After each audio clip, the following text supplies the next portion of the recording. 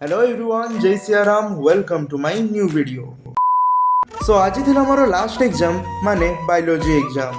आज सकाळु जल्दी उठी मु प्रथमे बॉटनी बुकटा काढी पढी देइथिली। देन बॉटनी पढी सारला परे जूलॉजी बुकटा काढी की पढिली।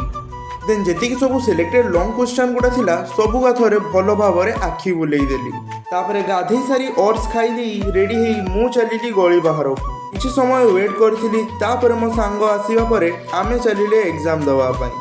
बाटरे बजरंग बाली को जुहार कर सारिया परे आमे माने सीधा माडी चलिले कॉलेज आड़कू।